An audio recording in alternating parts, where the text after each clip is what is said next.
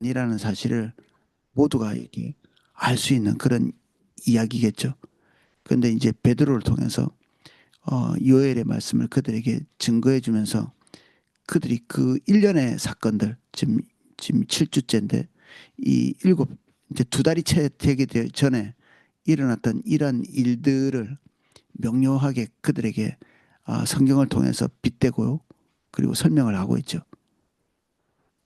아마 그들에게는 의구심이 있었고 그리고 아직도 없어지지 않은 두려움 그리고 예수님께서 십자가에 달려서 죽으시는 그 어간에 일어났던 많은 일들이 이렇게 납득이 되고 이해가 되고 또 화면에서는 어, 거룩한 충격이 그들에게 있을 만한 그런 내용이겠죠.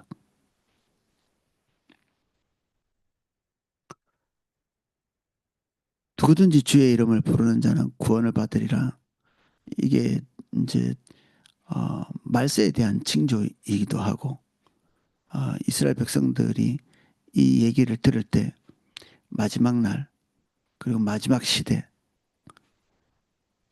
그리고 예수 그리스도의 재림까지도 이렇게 이 안에는 연상이 되는데 이게 초림 때에도 그 부분들이 이렇게 포함되어 있고 이미 예수님께서 오셨다는 것이 말세의 시작이죠. 예수 그리스도께서 강림하시는 그때부터 또 새롭게 재림하시는 그때까지 이 전체 기간이 말세 이렇게 부르거든요. 그러니까 마지막 세대를 우리가 살고 있는 거죠. 그래서 이 마지막 세대에 어, 구원을 얻을 자들은 예수 그리스도를 붙드는 자들이죠. 22절입니다. 이스라엘 사람들아 이 말을 들으라. 너희도 아는 바와 같이 하나님께서 나사렛 예수로 큰 권능과 기사와 표적을 너희 가운데 베푸사 너희 앞에서 그를 증언하셨느니라. 그가 하나님께서 정하신 뜻과 미리 하신 대로 내어준 바 되었거늘 너희가 복없는 자들의 손을 빌어 못 박아 죽였으나 하나님께서 그를 사망과 고통에 풀어 살리셨으니 이는 그가 사망에 매여 있을 수 없음이라. 예수 그리스도에 대한 정확한 설명을 하고 있죠. 그들이 이 예수 그리스도께서 십자가 달렸을 때 그 사건들을 아주 이렇게 명료하게 기억하고 있는 그 시점에서 이런 메시지는 그들에게 더 큰 충격이 되었겠죠. 그리고 예수님의 존재에 대한 완전한 해석들을 여기에 주고 있습니다. 그들이 단지 예수님이 정치적 메시아로 또 그들이 못 박여 죽였는데 거의 대부분의 사람들이 거기에 가담을 했거든요. 일부의 사람들이 예수님을 넘겨주고 그리고 본디오 빌라도에게 넘겨줘서 선동하는 그런 일이 있었겠지만 모든 사람들이 그때 한 마음으로 일치단결해서 이 사건에 동참한 거나 마찬가지죠. 이 얼마 되지도 않는 예루살렘 주민이 그때 뭐 몇천 명 정도 여기 3천 명이 이렇게 구원받았다고 했는데 사실은 이 3천 명이 예루살렘 인구보다 더 많은 것일 수도 있거든요. 왜냐하면 지금 이 시점은 디아스포라들이 많이 몰려와서 여기에서 이제 어, 어떤 절기를 보내는 그런 시기였기 때문에 어떻게 보면 예루살렘의 인구보다 더 많은 숫자들이 구원받았을 수도 있죠. 3천 명이라는 숫자가. 이 예루살렘에 사는 원래 인구가 사실 얼마 되지 않았고 그 사람들이 똘똘 뭉쳐서 예수님을 십자가에 못 박는데 가담을 한 그런 셈이고 그리고 이 사건은 어, 그때 당시에 예루살렘에 있던 모든 사람들이 공유한 그러한 사건일 것이죠. 그리고 예수님께서 부활하신 이유에 대한 이야기를 하고 있습니다. 그가 죽음에 매여 있을 수 없는 하나님의 아들로서 특별한 위상에 대해서 얘기하고 있습니다.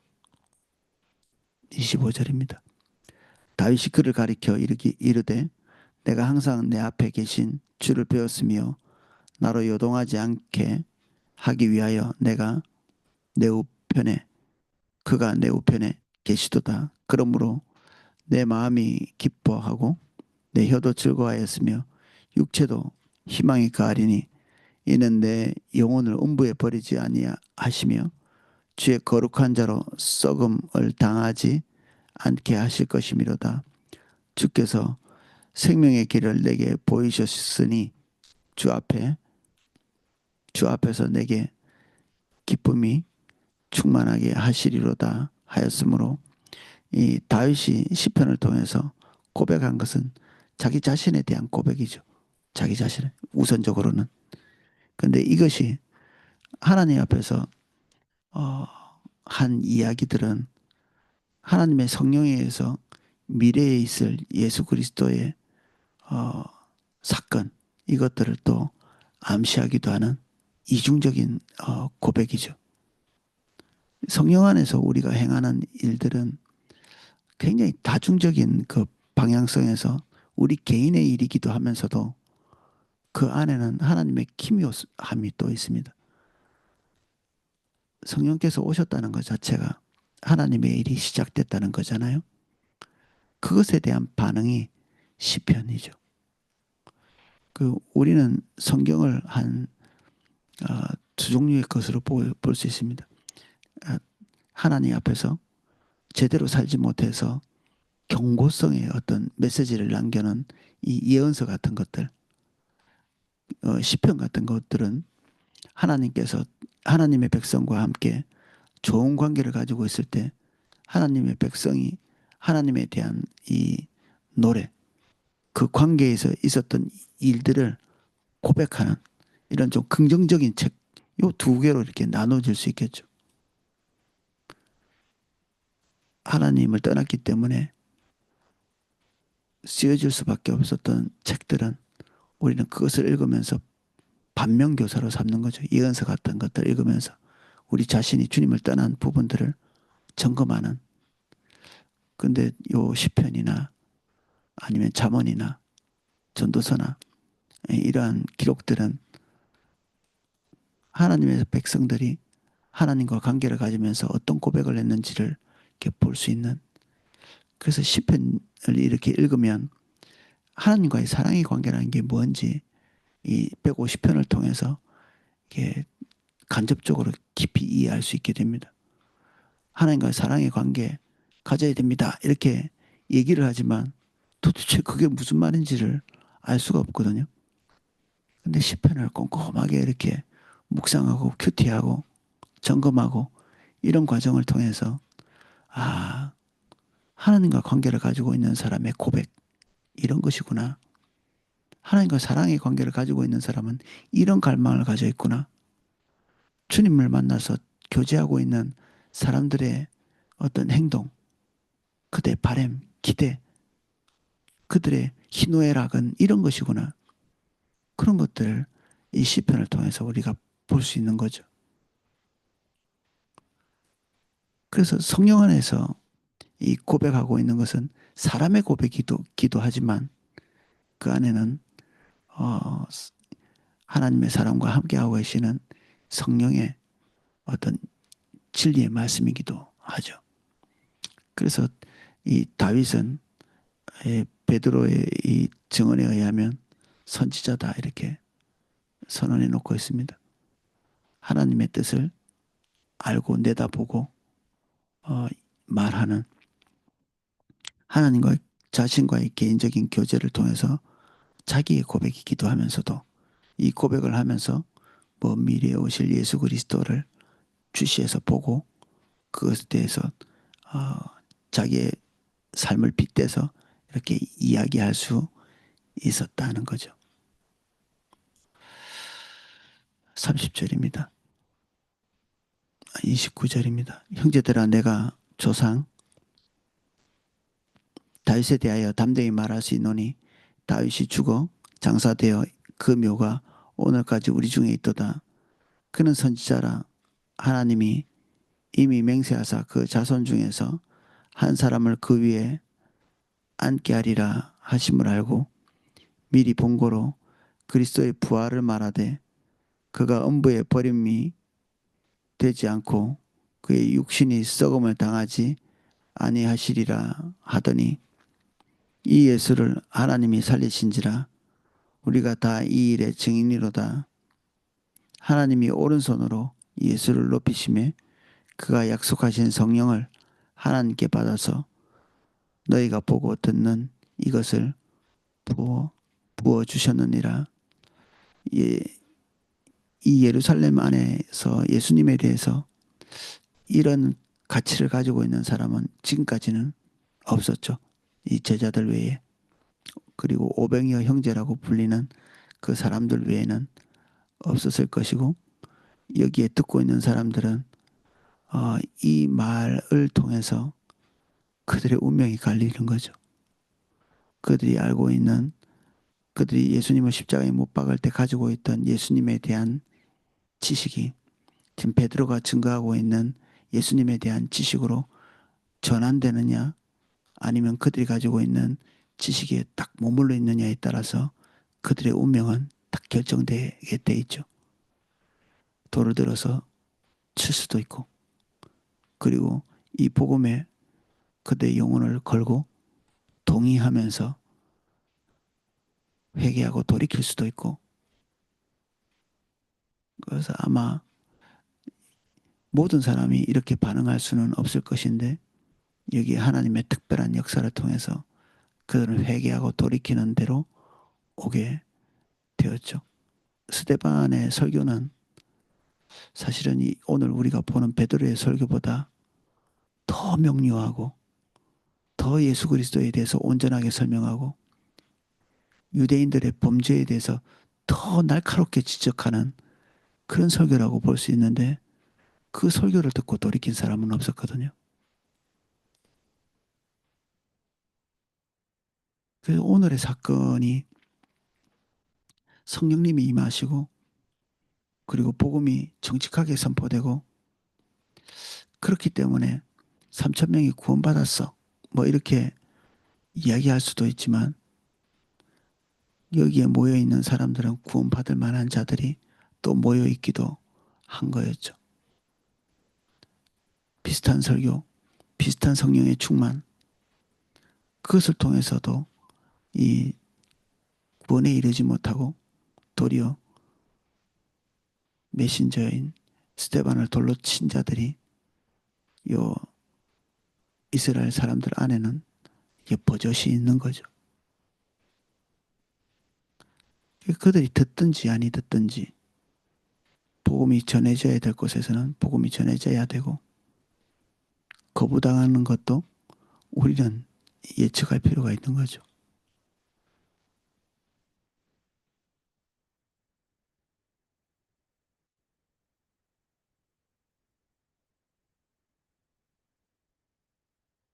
(34) 절입니다.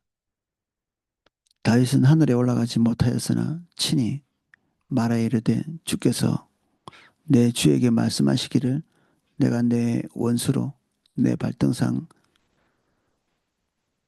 되게 하기까지 너는 내 우편에 앉아 있으라 하셨도다. 예수님에 대한 이야기죠.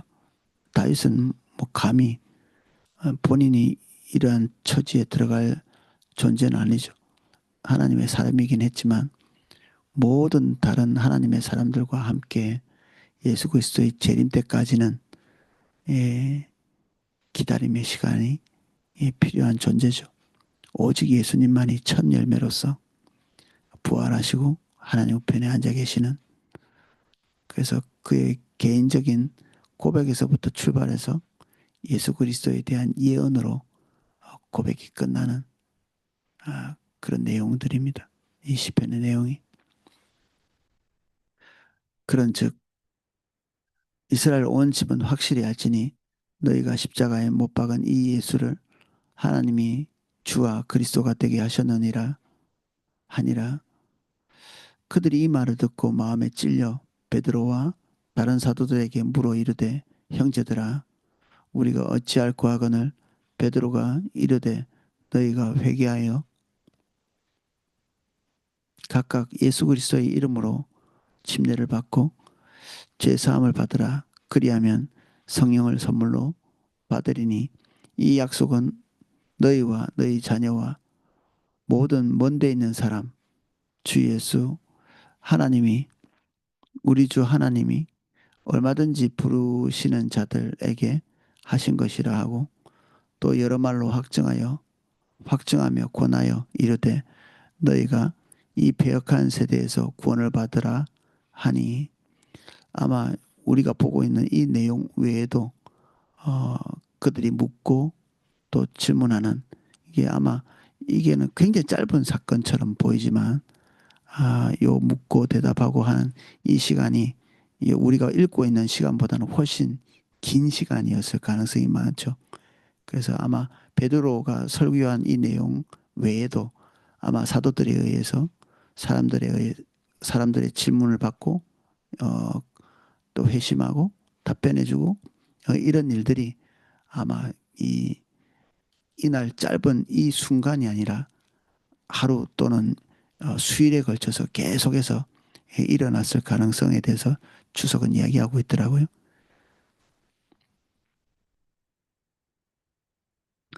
여러 말로 확정하며 권하여 이르되 너희가 이 패역한 세대에서 구원을 받으라니 그 말을 받은 사람들은 침례를 받음에 이날에 신도의 수가 3천이나 다하더라.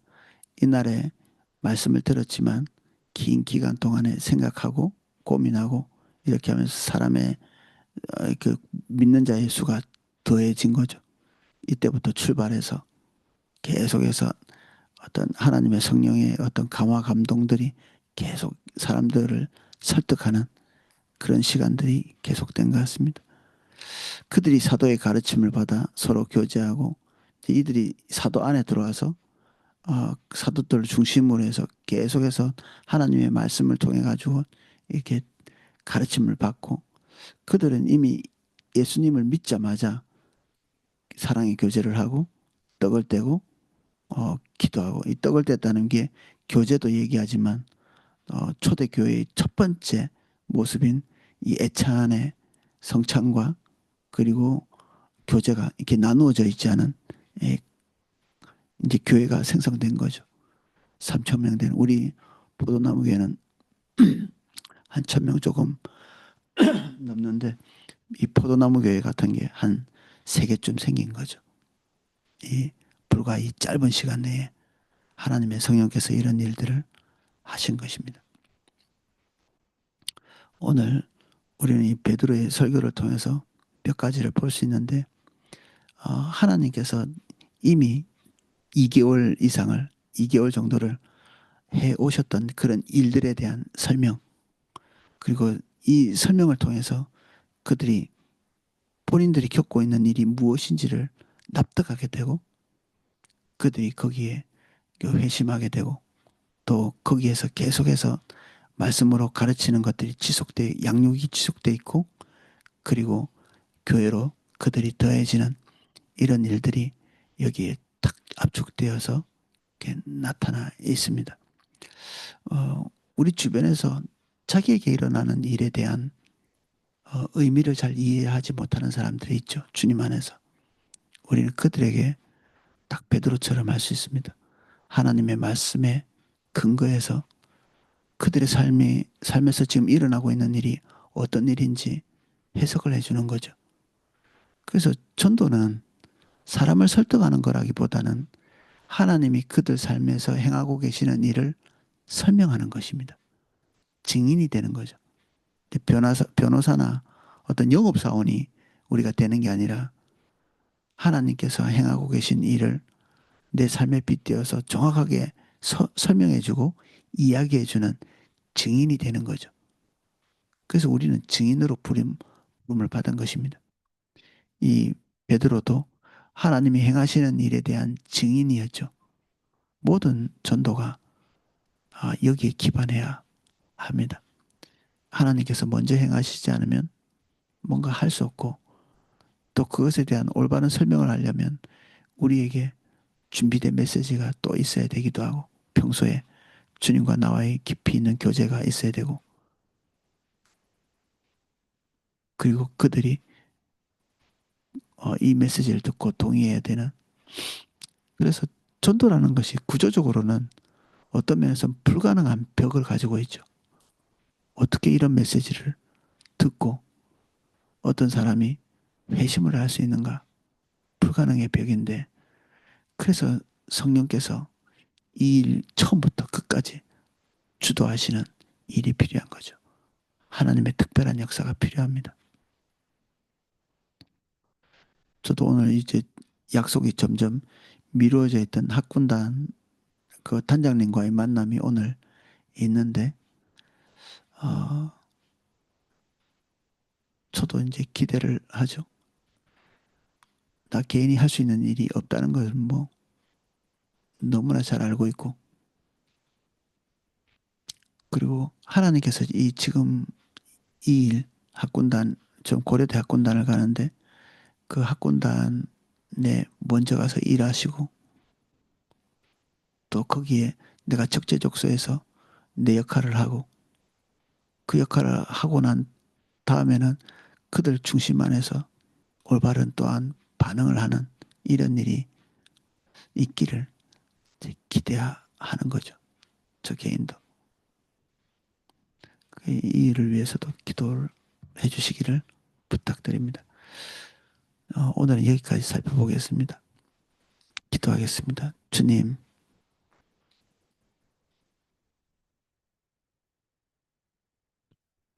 이 사도행전이 사도들이 얼마나 훌륭한 일을 했는가를 기록했다기보다는 하나님께서 사도를 통해서 또한 하나님의 사람들을 통해서 무슨 일을 또 어떻게 교회를 세워가시는지를 보여주는 그야말로 성령의 행전입니다. 우리에게도 동일한 일이 일어나기를 기대하고 갈망합니다. 사도들이나 우리나 사람의 성정을 가지고 있으며 우리도 그 성령 안에서 살고 있으니 우리도 이 사도들에게 일어난 이 일들을 기대해 봅니다. 주님 오늘 오셔서 우리의 삶에 성령님이 하시는 일들이 범사에 나타나게 하시고 복음을 전하게 하시고 듣는 자들이 회심하는 일이 있게 하시고 주님 그들이 궁금해하는 것들이 우리의 입술을 통해서 온전히 설득될 수 있도록 주님 임해 주십시오.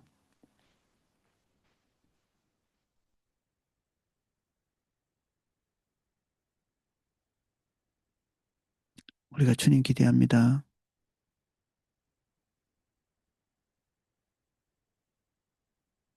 우리에게 새로운 영적인 활력을 주십시오.